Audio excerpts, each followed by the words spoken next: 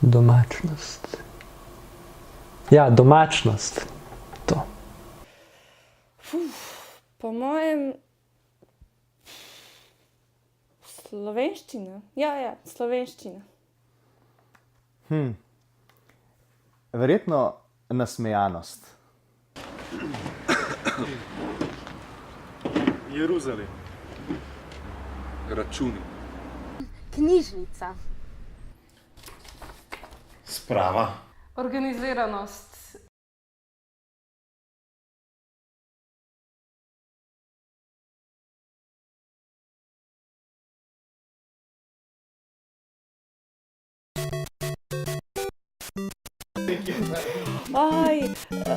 Zakaj z njo vedno govorite angleščino? Ne boste nikdar naučila slovenščino, če vedno govorite angleščino, to ne gre. Mario, zdaj, ko odhajaš, pa kad te ni več tukaj, sem lahko zelo iskren.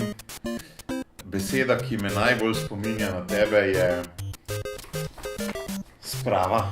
Zato, ker si začel s projekti na področju spominjanja in sprave, pa tudi zato, ker tako kot so nekateri stavili, da midva ne bo dolgo časa zdržala skupaj, ampak vedno, ko sva se skregala, sva se na koncu znala spraviti. Kot besedo, ki bi tebe najbolj opisala, sem izbral domačnost, ker si v bistvu bil tisti, ki si bil najbolj nekako prisoten tukaj na socialni akademiji. Torej, organizirano zaradi tega, ker vedno, ko sem ga v bistvu videla, oziroma tudi, ko sem ga spoznala, sem imela tak občutek, da ima v bistvu vse pod nadzorom. Tudi tako, kje najdemo lahko dokumentacijo iz leta 2013? Joj, kdo bi vedel? Mario. Kje lahko najdemo tisto knjigo ali pa kakšno stališče? Mario. Zmeraj mi je bilo všeč, ko si bil vedno nasmejan. Pač kadarkoli sem prišel v pisarno, sem rekel, Mario, imaš minutko, in ti si se obrnil in si rekel, vsi me danes rabijo samo za minutko. Enkrat sem šla v to trgovino in sem pozabila taj originalni račun in onda je Mario rekel, ok, ali zdaj moraš iti nazaj spet v trgovino, jaz sem šla i spet nešto je bilo narobe i onda sam spet išla i spet i tako štirka dok Mario nije bio zadovoljen. Drugače mi je bil pa tako, eden lepših spominov je, ko smo šli obiskat Zepa s projektom šolo v Slovenj Gradcu, pa smo se peljali v bistvu v njegove kraje. Je res lepo. Pisali smo eno projektno prijavo in kar naenkrat jaz sedim in nobenem nočem nič in Mario vrže na mizo spenjač, ker se pač računalnik ni delal in začne tolčiti iz tipkovnico po mizi. No in potem jaz in Simona, ja, Mario, si v redu? Ne, nisem v redu. Ja, kaj se je pa zgodilo? Ja, neke maile sem zbrisal.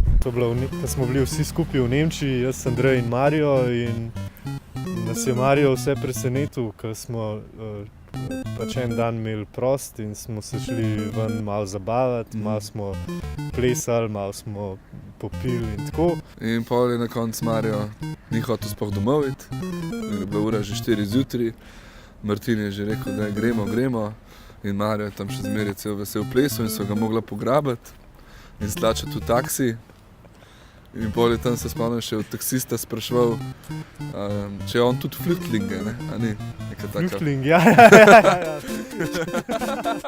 Mario, lepo se imej, želimo ti vse najboljše v novi službi. Čau. Čau, pogrešamo te tukaj.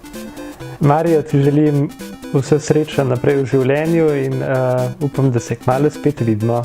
Živjo! Ostani tak, ko si, dobre volje, in če ti bo kdaj v življenju boring, pa se vrni k nam, pa ne si nikoli. Pa, Mario.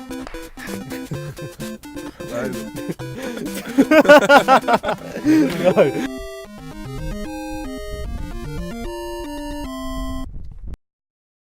Mario, brez tebe nas vse zelo zebe.